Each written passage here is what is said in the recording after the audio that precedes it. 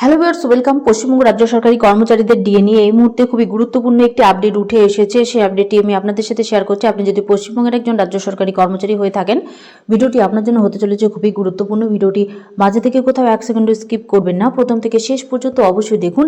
চ্যানেলে প্রথমবারে থাকলে অবশ্যই চ্যানেলটিকে সাবস্ক্রাইব করে নোটিফিকেশন বেলটি অন করে রাখুন এরকম লেটেস্ট ডিএ সংক্রান্ত খবর সবার আগে পাওয়ার জন্য।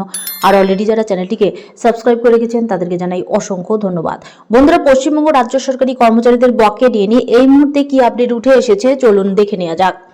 সপ্তম বেতন কমিশন গঠন করেও রাজ্য সরকারি কর্মীদের কোনো লাভ হবে না, সামনে হিসাব।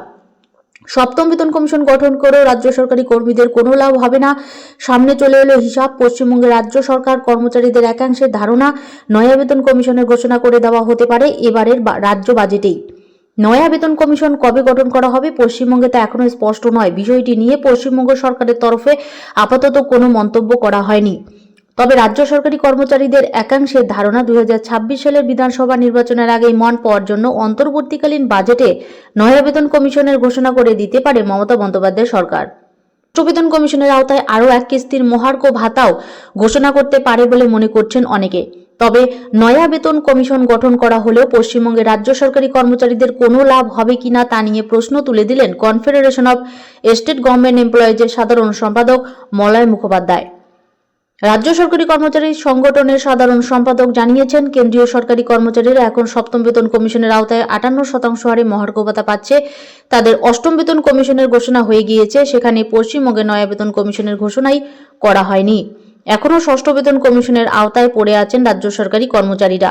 সেই বেতন কমিশনের আওতায় তাদের মোট 18% ডিএ দেওয়া হচ্ছে। সেই আবহে পশ্চিমবঙ্গে সরকার নয়া বেতন কমিশন গঠন করলেও লাভের লাভ কিছুই হবে না। আর সেই আবহে রাস্তায় নামছেন পশ্চিমবঙ্গের রাজ্য সরকারি কর্মচারীদের একাংশ। আগামী 27 জানুয়ারি সবাই শহীদ মিনার এবং মহাসমাবেশের এক ডাক দিয়েছে।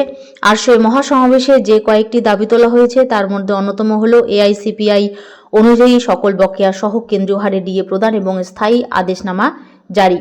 যদিও সেই মহাসমাবেশের বিষয়ে রাজ্য সরকারের তরফে কোনো মন্তব্য করা হয়নি।